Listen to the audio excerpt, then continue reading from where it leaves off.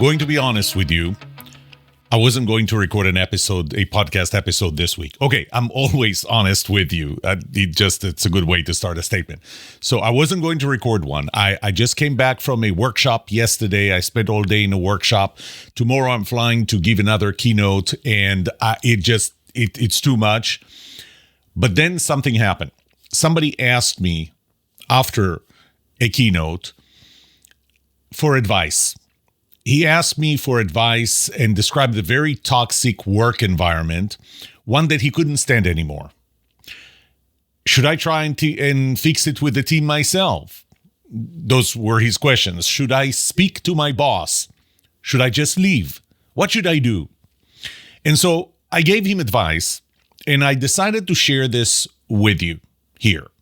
No names, just the advice.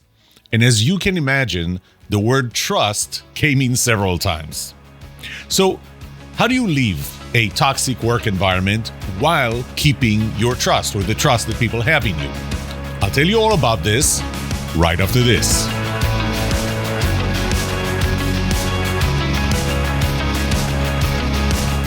Welcome to The Trust Show. I'm Yoram Solomon, your host, the author of the Book of Trust, and facilitator of the Trust Habits Workshop.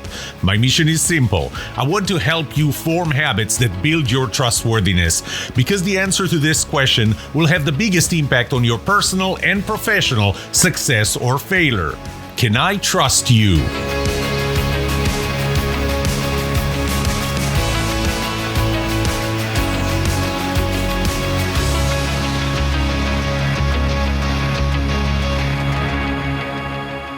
The first question is, why is it a toxic environment, a toxic team environment to start with?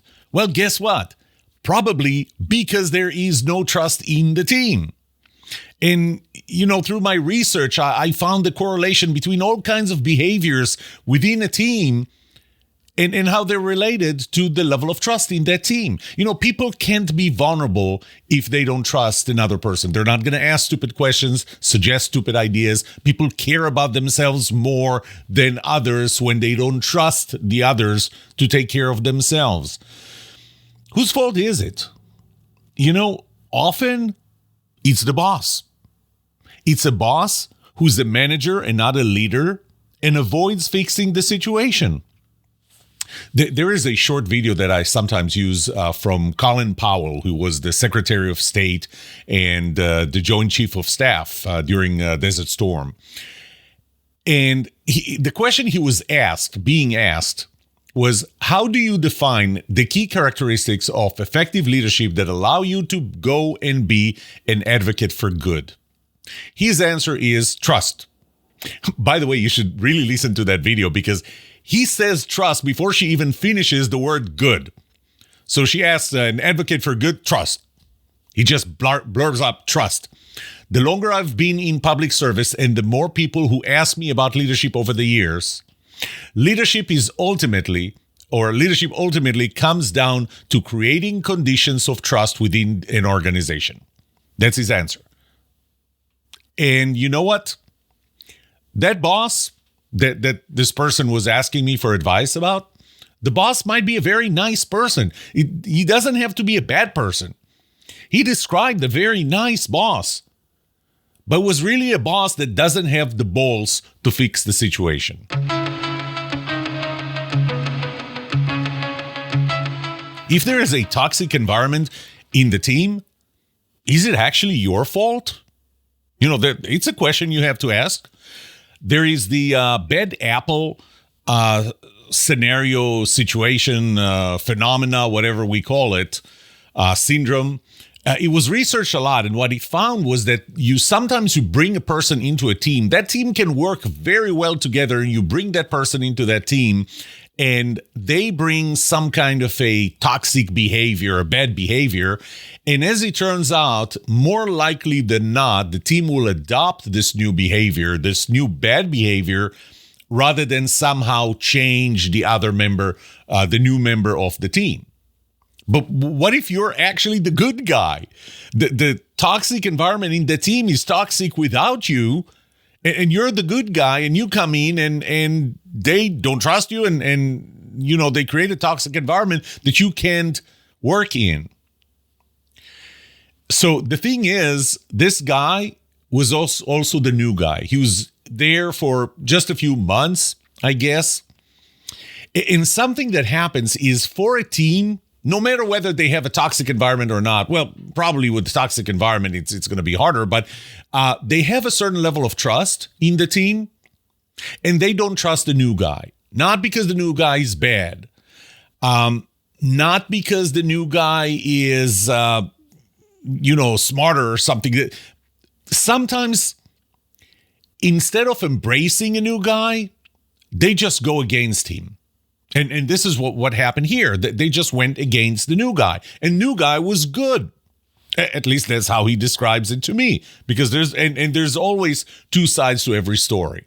And one of the first pieces of advice I would say is, ask yourself, really, is there anything that I do to contribute to this toxic situation against me? Always ask that. Always assume that there are two sides to every story. Maybe they resent him because they really loved the person who was in that job before him, and they look at new guy as the person who caused the previous person to leave. And typically that's not the case. You don't hire someone and then fire somebody else in their place. Typically either that person had left, the previous person had left, or was fired for any other reason, but then the team looks at new guy and say, you're the reason he's not there anymore, or she's not there anymore. She's not here. Maybe they feel threatened by new guy. Maybe they're afraid to lose their job. Maybe they think that bringing in new guy is only the beginning, and maybe new guy is going to become their boss, and their actual boss doesn't tell them because he's so nice, he's never going to tell them something like this. Maybe they're threatened. Maybe there's just something they don't like about new guy that actually could change, and they just never told him. They could just tell him, hey, there's something that you do. You're not from here. There's always the local culture, the local behaviors, the traditions that we have. You're not from here. You don't follow the same traditions. We don't like you. But they never told him. Those could be reasons why new guy is not liked, why new guy feels a toxic environment specifically against him. Should new guy confront the team? Well, the first thing I would say is definitely you need to start with sharing what you feel. Maybe try to ask and understand, but they need to know what you feel. Don't assume that you can fix the situation. First of all, you are the new guy. They don't trust you enough as it is. They don't trust you for being you. Do you think they're going to trust you to fix a situation in the team? So I would bring it up with the team. I think it's only fair to bring it up first with the team, just, in case they didn't know what you feel. Just in case they didn't realize what they're doing. Just so that you can bring up some empathy from them so they will see things from your perspective. But I think you have to start with sharing what you feel with the team. Not trying to fix it, not telling them what to do, not telling them what they're doing wrong, but really telling them what you're feeling. I wouldn't go too far. I wouldn't go into clashes, into we have to fix this and we have to fix this now. Because those situations will backfire, and will backfire on new guy much more than the others, because you're just making things worse. I have a series of books called Can I Trust You? And those are, right now, there are 5 of them, and they apply to very specific positions like a salesperson, a leader, a team member, a consultant, a project manager. And the subtitle of each one of them has the same format, different words, but the same format. So it's something like 50 plus 1 habits that will make you a trustworthy salesperson. 70 plus 1 habits that will make you a trustworthy leader. 67 plus 1 habits that will make you a trustworthy team member. I know how to add 1. Okay, it's not that. I know that 50 plus 1 is 51. Why didn't I write 51? I know that 70 plus 1 is 71. Why didn't I write 71? For a simple reason. The plus 1 is unique. The other 50 will make you more trusted. The other 70 will make you more trusted in your role. The plus 1 is when you get to a point where the personality incompatibility is so fundamental between you and the rest of the team or a specific other person, you need to know when to give up. You know, I talked about that in a previous episode when I talked about negotiations. And what I said is that you have to have a bargaining zone. There has to be a bargaining zone in the personality compatibility area where you are compatible enough with the others to get along and to build trust. Sometimes you can't. Sometimes the personality incompatibility is so great that it's never going to get resolved. This toxic environment will always be toxic, at least towards you. And I'm pretty sure the others are not having fun either. Maybe sometimes, but not all the time. The plus 1 has a very simple conclusion. Know when to give up. You have to know when to give up. So what do? You try talking to the team, didn't try to fix them, didn't try to tell them what to do. You told them what you feel. Doesn't seem like they care. Your next step is you go to the boss.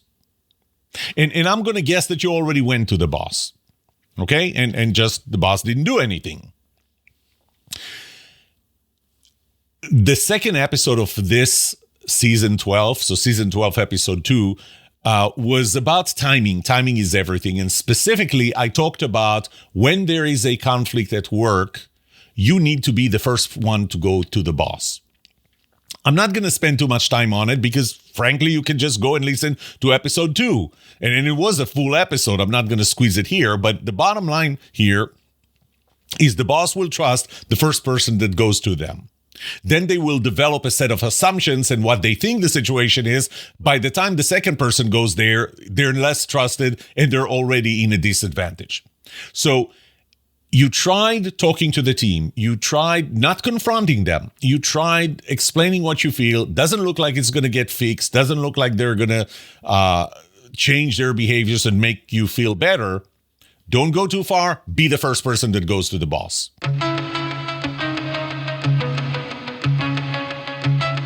What do you tell the boss? Well, obviously, the first time that you tell the boss is you share what you feel, how it affects you. You need to make sure that you tell them that you like working here. I mean, if you don't like working here because you don't like your job, you don't like your boss, you don't like the company, or things like that, then, you know, what were you waiting for? But if you like what you do, you like the environment, you like the company, you like the brand, you like your boss, who's a very nice guy, the way he described it. He's a nice guy. He likes him, the boss. So tell them that you like working here, that you enjoy working here, but that there are things that prevent you from liking it. There's a toxic environment in your team. What if your boss doesn't do anything? You can't tell your boss what to do. You can't force them to fix the situation. But you tried once, maybe you tried twice, very gentle. You don't talk about what the other team members should do, what they're doing bad. You're telling your boss how it affects you. You're telling your boss what you feel. And he doesn't do anything. Well, here's what I would do. This is what I would do, okay? You, as my younger daughter says, you do you. Ask for a reference letter. I'd like to get a reference letter from you. What's the first question your boss is going to ask? You know it. Are you leaving? Now, how do you answer that question? You can just say no. But if you're really considering leaving, it's a lie. And if it's a lie, your body language will tell him that it's a lie. And now he's not going to trust you, even if the situation gets resolved. And keep that in mind. Now, you can come up with some kind of a bullshit answer like, I'm going to get a doctoral degree and they want reference letters. Look, it's a valid reason to ask for a reference letter. But if it is a lie, if you're not applying for a doctoral degree, if it is a lie, once again, your body language will tell your boss that it's a lie. I'll tell you what, you can control the words that you're going to use. You don't have that level of control over your body language. Your body language is going to be inconsistent with the words that you use. Your boss will know that you're lying. Even if the situation gets resolved, your boss will always remember that you're a liar. So I am not suggesting that you lie, that you give a reason. So you ask for a reference letter. Your boss asks, are you leaving? What should you say? Because you know that he's going to ask it. Here is what I would say. I'm not yet actively looking. True? True. But this situation is not great. And I already told you that. Is that true? It's true. This situation is affecting me. That's true as well. Right now, I know that you think well of me, so this would be a great time for me to ask for a recommendation letter. Later, if things continue the way they are, you might think less of me, even if it's not going to be my fault. That would not be a good time for me to ask you for a recommendation letter. So please give me one now. While I'm not yet actively looking, before things really get to a very bad state, which it looks like they are. Now, one thing I want you to keep in mind, make sure that you're not manipulative. Make sure that the way you ask for it doesn't sound like a threat. Nobody likes to be threatened. That it doesn't sound like you're threatening that you're going to leave if they're not going to fix it and if you're not going to fix it right now. So make sure that you don't come across as manipulative, that you don't come across as threatening, that you come across as genuine. You tell it the way it is. If you say, I'm not actively looking, and you're not, but you're telling them the situation could get worse, it's affecting me, right now, when you like what I do, this would be a great time to ask for a recommendation letter. I don't know what's going to happen a month from now, and I may be at the position where I'm leaving, but things got to be so bad that you're not going to be willing to give me a recommendation letter anymore. You're telling the truth. And you know what? Your body language is going to show that you tell the truth. Okay, what will your boss say to this? I'm willing to bet what he's going to say is give me an opportunity to fix this. No recommendation letter yet. I promise I'll give you a recommendation letter later, but just give me an opportunity to fix this.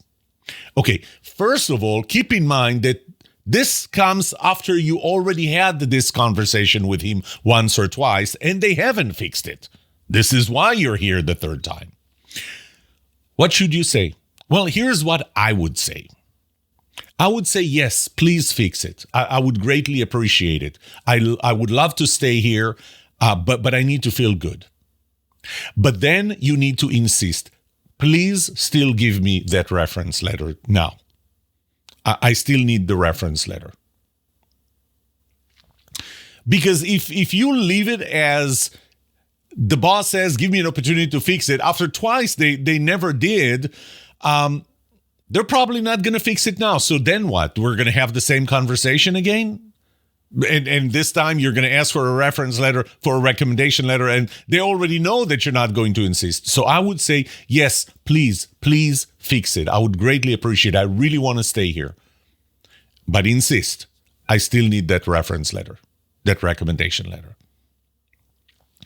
Now, one of the things that I heard from people is that when you say this, they're always afraid that the boss will start looking for your replacement. I'm not going to tell you that this will never happen. I'm not. But I can tell you from my experience and the experience of others who share their experiences with me is that this will happen if your boss doesn't trust you. So don't give them a reason. Don't lie. If you lie, the probability of that happening is much higher. But if you don't lie, if they still respect you, if they trust you, man, it's so much easier for the boss to fix the situation than to find a new employee that's good as you are. So I wouldn't be that afraid of it, that the boss is going to start looking for your replacement. It's hard. It's hard to find a replacement. It's hard to let you go, and it's hard to explain to their boss why they had to let you go and find somebody else, especially if, for some reason their boss knows what's going on. It's easier for them to fix the situation. I'm not going to say don't worry, because it never happens. It does happen, but it's very, very rare in my experience and in the experience of others who shared it with me.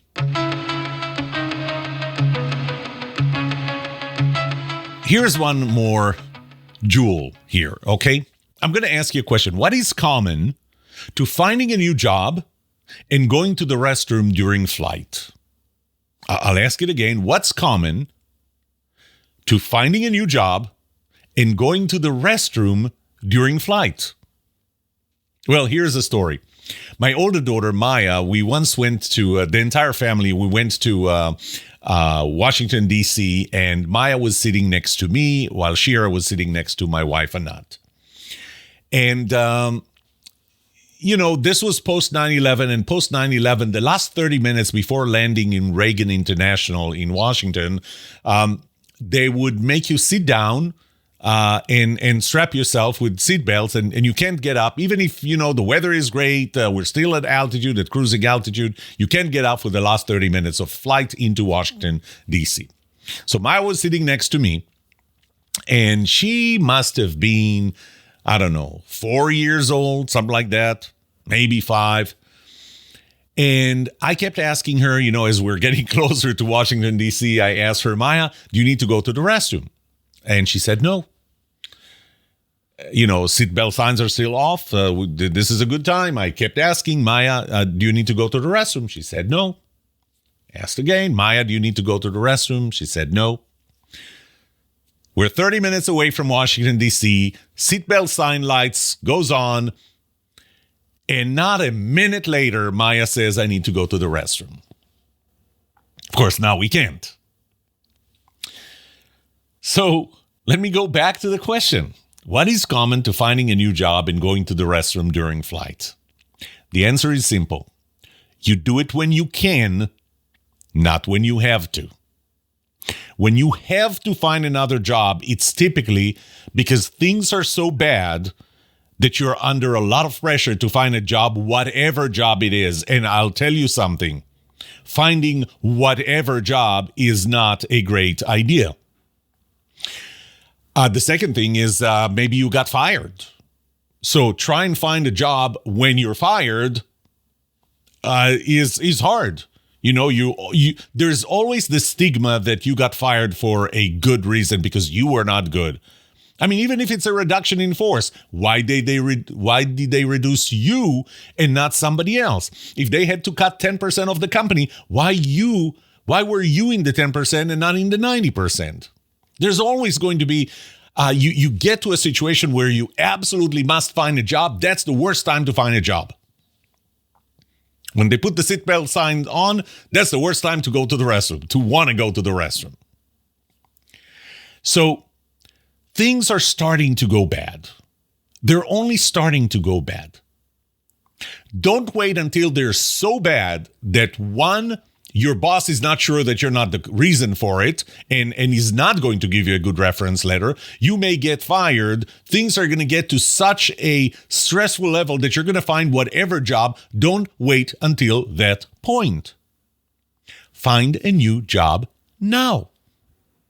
So when you walk into your boss's office and you say, please give me a reference letter, your boss is going to ask, are you looking for a job now? You are going to be telling 100% of the truth when you say, not yet. After you leave, after you get that reference letter, and before things get really, really bad, start looking for another job. You may not need it. The fact that somebody else, another company, is offering you something might even be a bargaining chip for you to say, hey, I should, I'm maybe not a bargaining chip. Maybe not go to your boss and say, hey, I got another offer from another place, because that would be a good reason for him to look for a replacement, because he knows now that it's just a matter of time. And plus, you're going to say, oh, I got $5,000 more, so match it. He's going to know that this is going to happen more often than not. But having the offer would give you the strength to say, I don't want to deal with this anymore. I'm not going to wait until things are so bad. They're bad enough now, and I have another offer. And you're not going to feel that strong if you didn't have another offer. So the common thing between finding a new job and going to the restroom during flight is you do it when you can, not when you absolutely have to.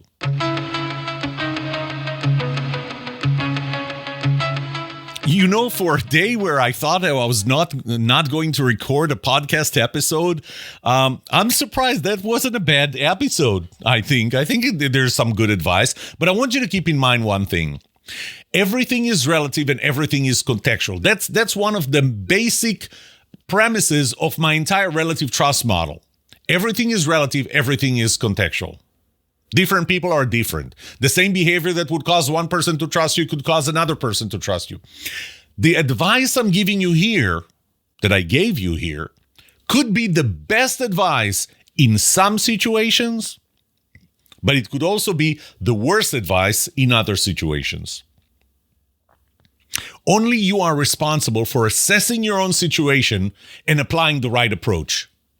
And I'm not saying this because, as a disclaimer, don't blame me later. My business insurance will cover it, or maybe will not cover it. They'll raise my premiums. That's not what I'm saying that. And you know me well enough. I'm saying this because I want you to be able to assess your own situation and know what's going to work here. This was one example on how to deal with a situation.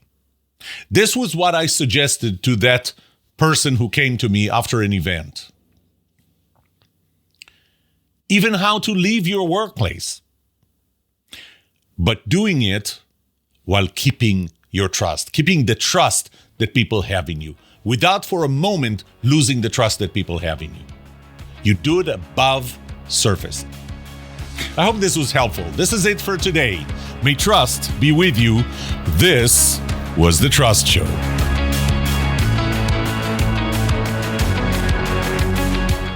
What would you like to know about trust and trustworthiness? Let me know and I'll answer it in a future episode. I would love to hear from you. Email me at yoram@thetrustshow.com. If you like this episode, subscribe to the show so you will automatically get notified when I release a new episode. Rate it. Write a review for this podcast, because those ratings help not only you, but also others looking for podcasts just like this.